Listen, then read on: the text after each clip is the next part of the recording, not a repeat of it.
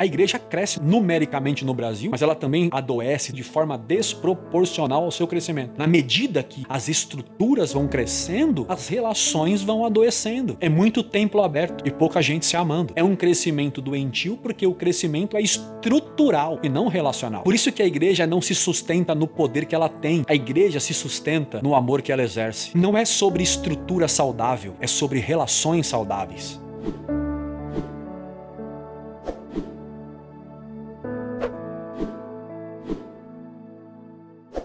Nós estamos já há algumas semanas falando sobre comunhão, falando sobre unidade, sobre o que de fato sustenta o corpo de Cristo, né? A koinonia. E é claro que quando nós falamos do corpo de Jesus, nós estamos necessariamente falando da igreja de Jesus, da igreja de Cristo. Só que quando nós falamos de igreja, nós temos que entender que nós estamos falando de duas perspectivas. A orgânica e a institucional. Quando nós falamos de igreja orgânica, nós estamos nos referindo à igreja que é o organismo vivo de Cristo. A igreja santa, triunfante. É a igreja que nasceu no sacrifício vicário de Jesus Cristo. É o povo que nasceu de novo e também aceitou e se rendeu à cruz de Jesus. A igreja triunfante, a igreja orgânica, que avança, que cresce, como disse Jesus nos evangelhos. Mas também nós estamos falando da igreja numa outra perspectiva, que é a perspectiva da institucionalização dela. É a igreja institucional, que é a igreja que se organiza, a igreja que tem endereço, que tem CNPJ, mas que diante de tudo isso também carrega consigo muitos problemas. Nós tratamos aqui em encontros passados sobre a igreja de Corinto, que também vivia entre essas duas realidades. Ao mesmo tempo que era uma igreja santificada em Cristo, como disse Paulo no capítulo 1, era também uma igreja infantil, dividida e problemática, como Paulo abre no capítulo de número 3. Só que o problema da igreja de Corinto é que ela era indiferente aos seus próprios problemas. Não era o problema em si, porque, gente, toda igreja local, não se engane, assim como a de Corinto, tem problemas. A questão não é o problema em si, a questão é como a igreja reage aos seus próprios problemas, às próprias dificuldades. Ela é indiferente aos problemas ou ela busca na unidade do corpo a solução ou as soluções para os seus problemas? O apóstolo São Paulo, ele escreveu uma carta muito carinhosa a uma igreja. Aliás, Paulo escreveu muitas cartas. Segundo a tradição, são 13. Alguns dizem que são 14 por causa do livro de Hebreus, da carta aos Hebreus, melhor dizendo. Outros dizem que tem 16 cartas, porque tem algumas que se perderam. Mas enfim, no registro bíblico, no cânon bíblico, nós temos 13. E ele escreveu cartas para a igreja também com o propósito de organizá-las e de tratá-las nos seus problemas. E como eu disse, para uma igreja em especial, ele escreveu uma carta muito carinhosa, que era uma igreja que estava na cidade de Filipos. Só que diferente da igreja de Corinto, por exemplo, a igreja de Filipe, mesmo com problemas, que toda igreja tem problema, todo ajuntamento tem suas dificuldades, a igreja de Filipe, diferente de Corinto, não era indiferente aos seus problemas. Isto é, era uma igreja que trabalhava na sua comunidade em benefício uns dos outros. Paulo chega a dizer que a igreja de Filipos era a razão de sua alegria. Olha que bonito isso. Bom, eu queria convidar você, vamos ler um trecho dessa carta? Vamos ler? Carta de Paulo aos Filipenses, capítulo de número 1, os versos 3 a seguir. Diz assim o texto: Agradeço ao meu Deus toda vez que me lembro de vocês. Em todas as minhas orações em favor de vocês, sempre oro com alegria, por causa da cooperação que vocês têm dado ao Evangelho desde o primeiro dia até agora. Estou convencido de que aquele que começou a boa obra em vocês vai completá-la até o dia de Jesus Cristo, ou de Cristo Jesus. É justo que assim me sinta a respeito de todos vocês, uma vez que os tenho em meu coração, pois quer nas correntes que me prende, quer defendendo e confirmando o evangelho, todos vocês participam comigo da graça de Deus. Deus é a minha testemunha de como tenho saudade de todos vocês, com profunda afeição em Cristo Jesus. Esta é a minha oração, que o amor de vocês aumente cada vez mais, em conhecimento e em toda a percepção para discernirem o que é melhor, a fim de serem puros e irrepreensíveis até o dia de Cristo, cheios do fruto de justiça, fruto que vem por meio de Jesus Cristo, para a glória e louvor de Deus. Bom, gente, lendo esse trecho, já se percebe o carinho que Paulo tinha com essa igreja, né? Paulo tinha muita gratidão e alegria com essa igreja pela dedicação dela, não para com ele, Paulo, mas com o evangelho de Jesus. A igreja de Filipos não só ouviu a palavra, não só creu na palavra de Deus, mas também eles cooperavam com o avanço, com o crescimento do evangelho no coração das pessoas. Filipenses, no capítulo 1, verso 5, Paulo diz que agradecia a eles por causa da cooperação do evangelho. Aí Paulo dá um detalhe: desde o primeiro dia até agora. O que Paulo está dizendo é que eles eram cooperadores constantes. Eles eram firmes na missão.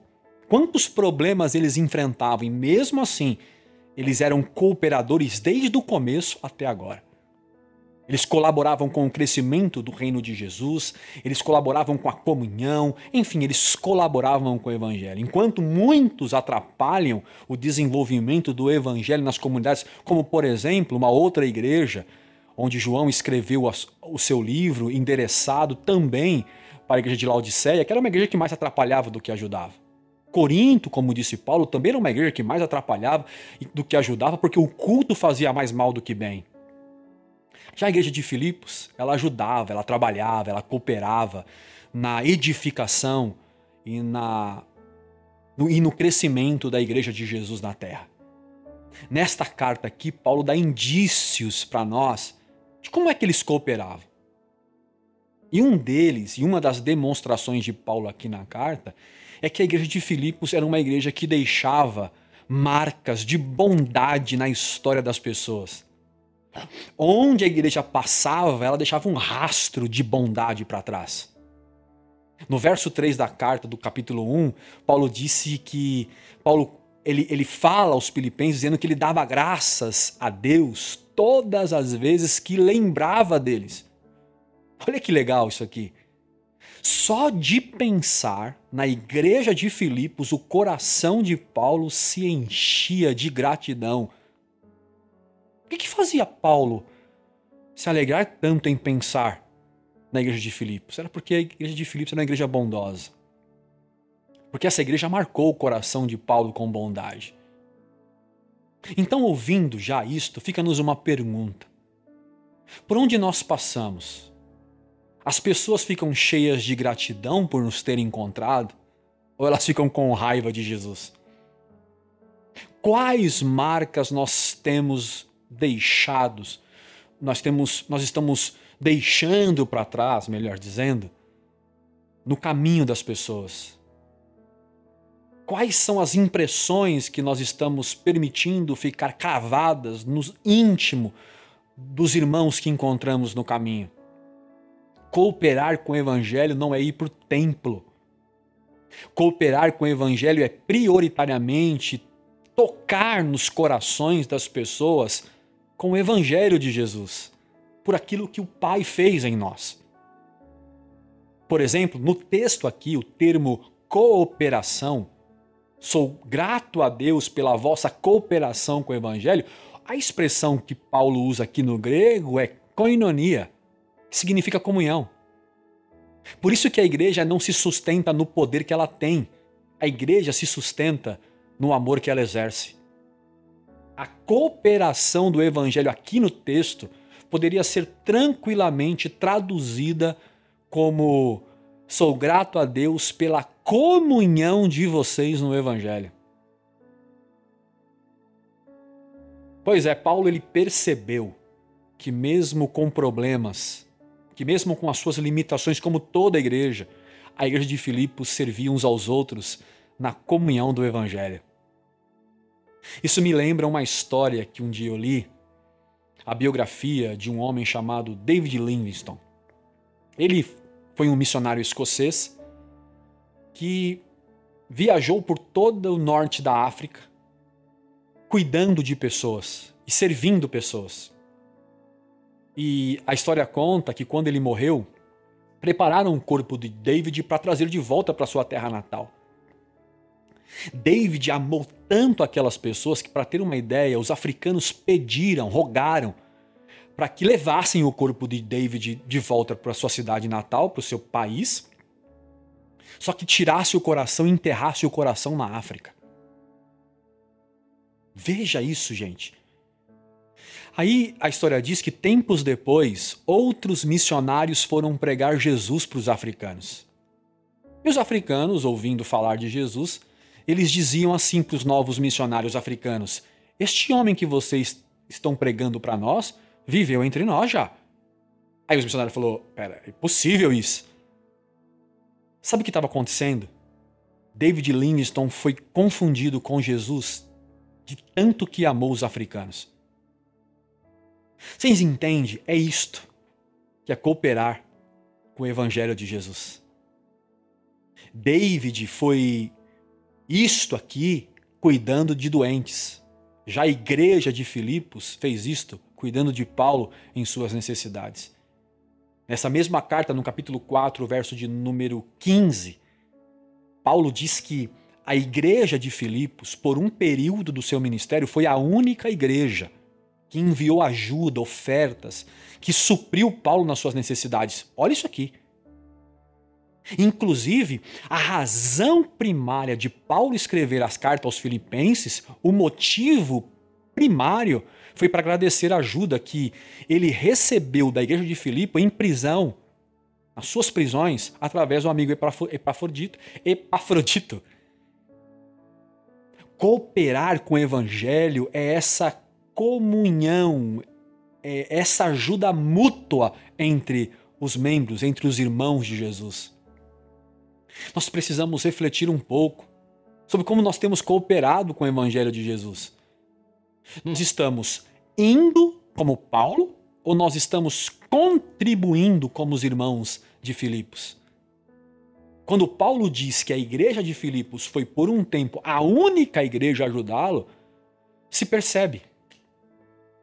Lendo isso, se percebe como é difícil encontrar uma comunidade que se compromete com o Evangelho de Jesus. É por isso que eu sempre questiono, esse pseudo-crescimento evangélico no Brasil. Porque, gente, falta tanto discípulo que vão para a missão quanto os que contribuem para a missão. Não sou eu que estou dizendo, desde os tempos de Jesus. O próprio Jesus disse para os seus discípulos orarem, porque grande é o trabalho, grande é a seara, os trabalhadores são poucos. Tem muita gente, mas trabalhar em prol, cooperar em prol do Evangelho, são poucos. Falta missionários, mas também falta cooperadores. Eu não sei se vocês sabem, eu falando disso, é bom a gente lembrar, segundo pesquisas, só para vocês terem uma ideia como que funciona o coração dos homens com respeito ao Evangelho. Segundo pesquisas, os cristãos gastam mais com chicletes do que com evangelização no mundo. Lendo algumas pesquisas, eu encontrei uma que fiquei impressionado.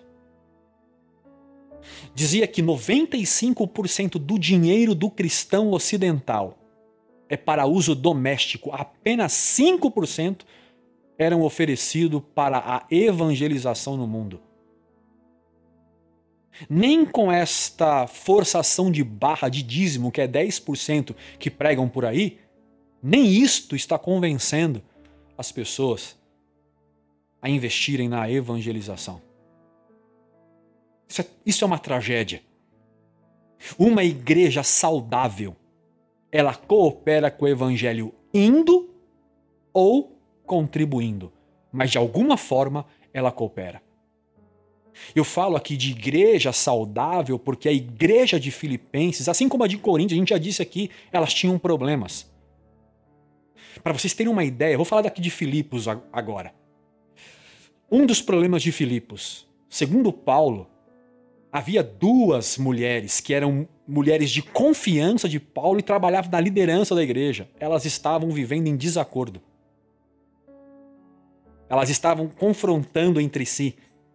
Aí Paulo escreve no capítulo de número 4 um pedido a elas para que elas se entendam e juntas sigam no mesmo propósito para continuarem cooperando com o evangelho como elas já estavam fazendo. Então a igreja tinha problema. Nem Corinto, nem Filipos tinha igreja perfeita. Aliás, ninguém é perfeito. Alguém aqui pode dizer, eu sou perfeito? Os irmãos de Filipos tinham essa consciência. Eles sabiam das suas imperfeições. De que eles cooperavam com o evangelho, mas estavam nesse processo de crescimento e desenvolvimento espiritual. No capítulo 1, verso 6, Paulo diz que aquele que em vós começou a boa obra, aperfeiçoará até o dia de Jesus Cristo. Deus já havia começado uma transformação neles. A obra já tinha começado, mas que eles estavam ainda sendo aperfeiçoados no evangelho. Percebam, eles cooperavam com o evangelho e ao mesmo tempo Deus ia aperfeiçoando esta cooperação deles. Por isso que Deus não espera de nós perfeição, gente. Ele espera de nós integridade, lealdade no que somos e no que fazemos para Ele.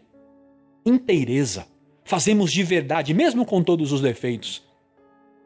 Paulo escreve isso, mas Paulo fala dele mesmo, das suas imperfeições, aos Romanos no capítulo 7, verso 18. Quando ele diz assim, sei que nada de bom habita em mim. Na minha carne não tem nada que presta, Paulo dizendo aos Romanos. Porque eu tenho o desejo de fazer o que é bom, mas eu não consigo realizá-lo. Paulo reconhece que ele é imperfeito. A imperfeição faz parte da nossa natureza de pecado. Por isso que não adianta procurar uma comunidade perfeita para congregar. Como disse Fernando Pessoa, eu gosto muito dessa frase de Fernando Pessoa, o perfeito é desumano porque o humano é imperfeito. Então procurar uma comunidade perfeita é desumanizar esta comunidade. A glória está aí, mesmo imperfeito, nós caminhamos juntos. Como eu disse na introdução do nosso diálogo, gente, a questão não é a imperfeição em si. Porque Deus sabe que somos pó, falhos. A questão é como a comunidade reage, como a comunidade lidar com essas imperfeições. Ela faz vista grossa, como faziam os irmãos de Corinto? Ou ela age para corrigir, permitindo que o Espírito Santo trate na comunhão, nas relações, as suas imperfeições? Como que nós reagimos diante das imperfeições? Porque não basta a gente reconhecer os defeitos. Não basta chegar à conclusão, eu tenho falhas. É necessário permitir Deus, pelo seu Espírito, nos aperfeiçoar. Onde? Na comunhão da sua igreja. Paulo aconselhou isso a Filipos, a igreja de Filipos, depois que ele disse assim, que Deus está aperfeiçoando a igreja, no capítulo de número 1, verso 9, olha o que Paulo vai dizer. Que o vosso amor cresça mais e mais em ciência e em todo conhecimento. Veja aqui o que ele disse. Eu oro e peço ao Pai que vocês cresçam mais e mais. Onde? No amor. É um contínuo desenvolvimento espiritual, ético em amor.